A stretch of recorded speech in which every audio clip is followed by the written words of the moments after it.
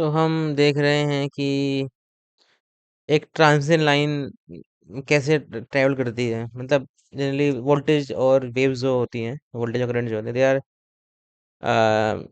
बस time dependent होते हैं। मतलब टाइम के हिसाब से चलते हैं। तो हम टाइम ट्रांजिशन एनालिसिस कर रहे हैं ठीक है। जैसे हम सर्किट में करते हैं, एनालिसिस करते हैं, जैसे कैपेसिटेंस के साथ, इंडक्टेंस के साथ करते हैं, वैसे सिमिलरली हम अब हम देखें लाइन में कैसे होती है ट्रांजिशन एनालिसिस एक लाइन में। सो जो हमें इक्वेशन दे रखी होती है ये वोल्टेज की, these are the steady state equation, means they are equation when the time is like passed away, lot of time has passed away. तो मतलब जब उसके बाद क्या होता है, टाइम के बहुत टाइम बाद क्या होता है कि वेव्स क्या होती है, स्टडी हो जाती है, मतलब सेम वोल्टेज रहती है। पर ये ऐसे नहीं है, ये स्टडी इक्वेशन है। ठीक है, ये पता होना चाहिए। और हम जो मोस्टली चीज सॉल्व करते हैं जनरली करंट की इक्वेशन होगी, केवीएल केसीएल सब जनरली करंट स्टडी इक्वेशन होती है। ठीक है। सो अगर हम बात करें, जैसे हमारे ये एक टाइम लाइन दे रखी है, सोर्स दे रखा है, यहाँ पर लोड दे रखा है। तो यहाँ पे वेव का ट्रेवल करेगी यहाँ से यहाँ तक, यहाँ से यहाँ बैक भी जाएगी कुछ। मान लीजिए इस लेंथ, ये वायर है, ये ट्रांसमिशन लाइन है, इसकी लेंथ एल है। ठीक है, तो प्रोपेगेशन टाइम कितना लगेगा, वो होगा L by V. V is the speed of current और वट एवर वोल्टेज। ठीक है। So transient domain analysis of time line करने वाले हैं। तो हम मान चलते हैं कि हमारे पास एक यूनिट स्टेप फंक्शन है। ठीक है, और हमारा जेड एस 100 ओम है, जेड एल दे रखा है 100 ओम। जेड नोट हमारा जो ये है उस 200 ओम का है। ठीक है, टर्मिनल का कोफिशिएंट कैपेसिटी इम्पीडेंस 200 ओम का है। सो और हमें मान चलते हैं हमें टीपी टाइम लगता है पहुंचने में, यहाँ से यहाँ पर। ठीक है, सोर्स से लोड जाने में। स्टार्ट करते हैं। ठीक है। तो लेट्स स्टार्ट। सो अगर हम मान के चले कि एक डेडली वेव यहाँ से यहाँ पहुंच गई, ट्रैवल किया डेडली वेव यहाँ से यहाँ पहुंचेगी डेडली। अब यहाँ मान के चल रहा है कि डेडली वो सोर्स में पहुंच गई तुरंत ही, और सोर्स स्टार्ट करेगी ये। ठीक है, सोर्स में पहुंची, क्योंकि ये एक लैम्डा एलिमेंट तरह बिहेव कर रहा है, लैम्डा एलिमेंट है, तो उसका कुछ मतलब बहुत ही कुछ फेस चेंज या कुछ टाइम लगेगा। डेडली यहाँ से इसमें शुरू करेगी, डेडली यहाँ पहुंची, यहाँ से ट्रैवल करेगी वहाँ पर। तो अगर देखते हैं मुझे, तो क्या होगा कि अगर t is two t, t naught पे अगर सोर्स बहुत छोटा है, लेंथ बहुत छोटी है, हमारे जो सर्किट एलिमेंट जो है उनकी लेंथ से, डेडली यहाँ पहुंचेगा टी प्लस टाइम में। और इसलिए और जो वोल्टेज होगी बेसिकली वी ए में, मतलब इसलिए इसके अक्रॉस वो कितनी होगी, मतलब जाएगी कितनी इससे अक्रॉस, वो जाएगी, वो होगी 1 वोल्ट। 100 ओम यहाँ पर है, और ट्रेवल जब वेव कर रही है उसको सिर्फ इतना पता होगा कि यहाँ पर 200 ओम का ये कर्शर इम्पिडेंस है। 200 यहाँ लगा देंगे, तो इसके अक्रॉस वोल्टेज कितनी होगी, 2/3 इंटू 1। ठीक है, तो वही है। तो यहाँ 2/3 वोल्टेज होगी वी ए के क्रॉस, ये देखिए। सो तभी ऐसा क्यों है, बेसिकली हम क्योंकि ये ट्रांजिट एनालिसिस कर रहे हैं, और वेव जब यहाँ करंट जब ट्रैवल कर उसको पता ही नहीं होगा कि हाँ हमको लोड भी अपने को आगे फेस करने वाला है उसको। ठीक है, क्योंकि ट्रांजिट एनालिसिस वो तब पता होता है जब हम स्टडीज की बात करते हैं, तो उसको ऑलरेडी पता होता है। तो पता ही नहीं है उसको भी आगे क्या आने मिलने वाला है। तो जब पता ही नहीं है तो क्या पता चला उसको, तो उसको पता लगेगा कि हमारा एक ये है और एक भाई ये है, बस तो इतना पता है अभी तक उसको। तो उसमें मांग चलेंगे तो वी ए भी कितना होगा, इतना आ जाएगा। सिमिलरली अगर टीपी टाइम बीत गया, तो हाँ वो यहाँ टीपी टाइम लगेगा यहाँ से यहाँ जाने में, यहाँ से यहाँ जाने में। तो यहाँ पहुंचेगा तो वहां पर क्या होगा, wave of amplitude 2/3 is the point b. तो 2/3 यहाँ पहुंचेगा, बिकॉज 2/3 डिवाइड हो गया था इसमें ना। तो यहाँ 2/3 पहुंचा। जैसे यहाँ पहुंचा तो इसको ये था 200 ओम, यहाँ 200 ओम का था, और यहाँ था 100 ओम का। तो यहाँ पर क्या हो जाएगा, मिसमैच हो जाएगा, और देयर इज अ रिफ्लेक्शन। तो क्या नहीं, Z L minus Z note, Z L plus Z note. ठीक है, तो जेड एल हमारा क्या है, छोटा है, जेड बड़ा है, तो नेगेटिव आंसर आएगा, तो -1/3 होगी माइन। ठीक है, तो मतलब कुछ वेव रिफ्लेक्ट होगी यहाँ इस साइड, यहाँ पर। तो सिमिलरली यहाँ पर वेव क्या कुछ यहाँ पर आ गई, इसके क्रॉस आ गई, और इसमें वो गायब, उसमें क्या हो गई, वो खत्म हो गई। ठीक है, तो खत्म होगी इसमें वोल्टेज, और इसमें आगे चली गई। और नेगेटिव का मतलब इसलिए ये होता है कि उसने अपना फेज चेंज कर दिया, 180 में चली गई वो। अच्छा, फेज 0 था तो 180 उसमें ऐड हो जाएगा फेज, मतलब वो डायरेक्टली बिल्कुल अपोजिट होगी, डिस्ट्रक्टिव इंटरफेरेंस हो सकता है अगर मिल जाए तो, मतलब उल्टा होगी, मतलब उसके अपोजिट फेज हो जाएगा। सो व्हाट हैपेंस, तो ये लिख रखा है मैंने कि मतलब पॉइंट बी में क्या होता है, knowledge way have known absolute knowledge what is waiting for it at the end of the line because it hasn't reached it at to the incoming wave. The transmission line looks infinitely long, therefore only the impedance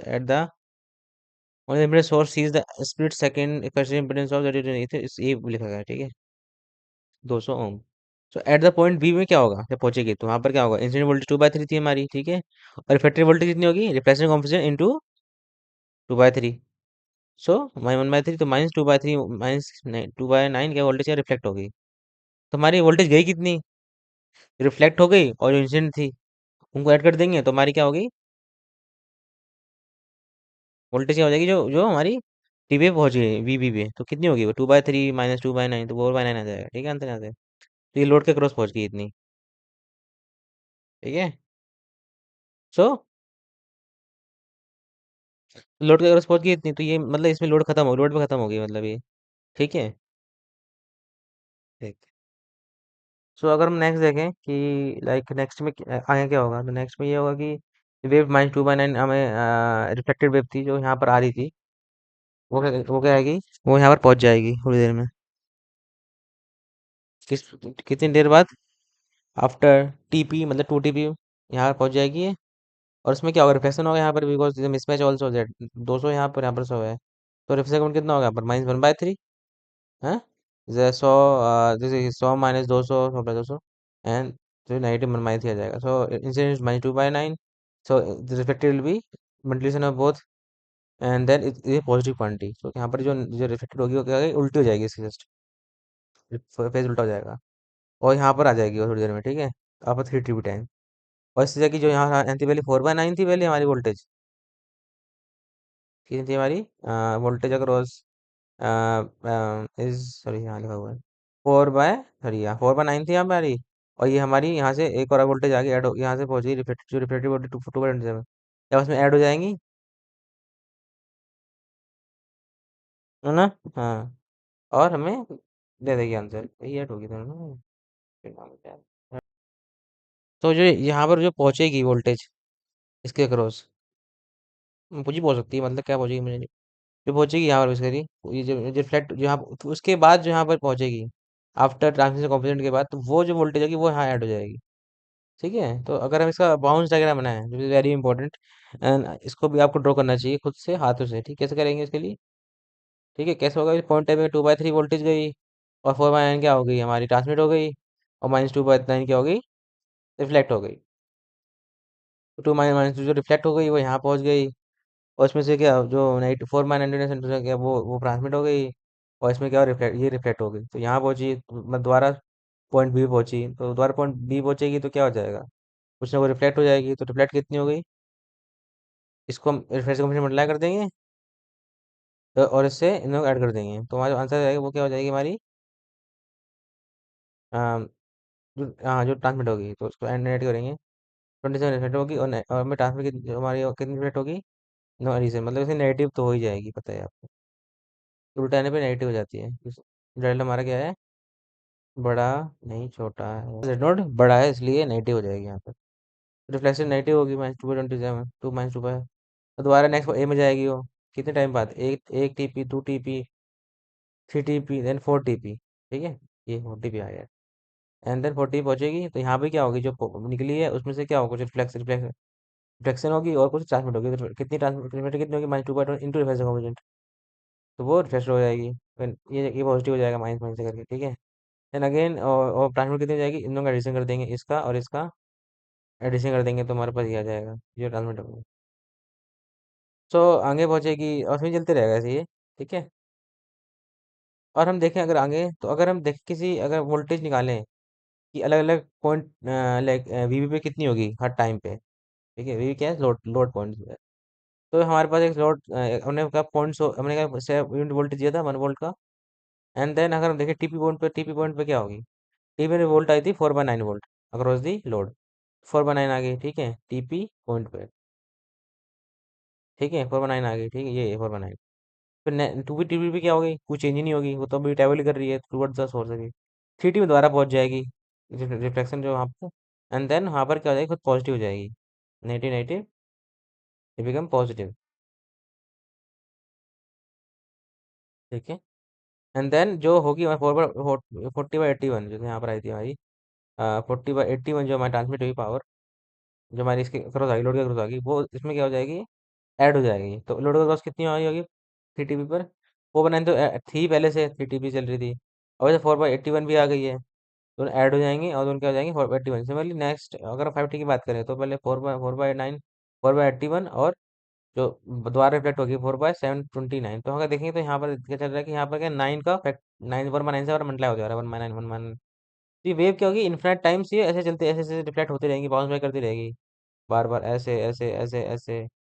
तो at the end देखें तो ये progression चल रहा है, ठीक है, 1/9 से। तो यहाँ पर हम फॉर्मूला आते हैं जीपी का, और हम सॉल्व करें इसको। फॉर्मूला क्या जीपी का होता है, a × r⁻⁴ minus 1 divide by r−1, ठीक है। तो एन और जो उसमें क्या होता है, a डिवाइड बाई 1 - r रहता है हमारा, जब हमारा r क्या होता है, लेस देन 1 होता है, और एन टेंडिंग टू इन्फिनिटी। तो तो अगर हम t टेंडिंग टू इन्फिनिटी कर दें तो हमारा एन टेंडिंग टू इन्फिनिटी जाएगा। एंड देन अगर फाइंड करें तो a/1 - r, a divide by a क्या है 1/9 डिवाइड बाय 1 - r क्या है हमारा 1/9, ठीक है। तो करेंगे तो पता चलेगा हमें कि हमारा आंसर क्या है, 4 वोल्ट आता है। हमारा आंसर आता है 0.5 वोल्ट, सॉरी। तो इसका मतलब कैसा हुआ, ये ऐसा बिहेव कर रही है जैसे सपोज 1 वोल्ट हमने अप्लाई की थी यहाँ पर, और 100 ओम यहाँ पर था सोर्स का, और 100 ओम यहाँ पर था लोड का। तो मतलब क्या होगा, अगर एज हम सर्किट लेवल से देखें तो यहाँ पर वोल्टेज डिवाइड होनी चाहिए इक्वली। यहाँ भी यही हो रहा है। हम्म, ठीक है, यहाँ भी यही हो रहा है। सो एट द इन्फिनिट टाइम में क्या हो जाता है, जो हमारी ट्रांसमिशन लाइन है, अगर उसमें हम डीसी सोर्स दे रहे हैं, एक तरह से कह सकते हैं, तो उसमें क्या होता है, ट्रांसमिशन लाइन को फर्क नहीं पड़ता कोई, ट्रांसमिशन का जीरो इफेक्ट होता है, और एट द एंड जाके क्या होता है, वो वोल्टेज जड़ जाती है, इक्वल जड़ जाती है, ट्रांसमिशन से कोई इफेक्ट नहीं पड़ता है। और बहुत time at the steady state में, तो स्टेडी स्टेट में फर्क नहीं पड़ेगा, और वोल्टेज बढ़ जाएगी इक्वली जो होनी चाहिए, एज सर्किट लेवल पे जो होनी चाहिए वो हो जाएगी। और ये मतलब सही है, there is no dependence on the transmission line, वो ऐसा बिहेव करेगी एक सिंगल एक नॉर्मल वायर की तरह बिहेव करेगी, और ट्रांसमिशन लाइन बिहेव नहीं करेगी एज स्टेडी स्टेट पे, ठीक है। अब आगे बढ़ते हैं हम। तो हम फाइंड करते हैं ट्रांसमिशन ऑप्शन कितना होगा यहाँ पर, ठीक है। तो स्टार्ट।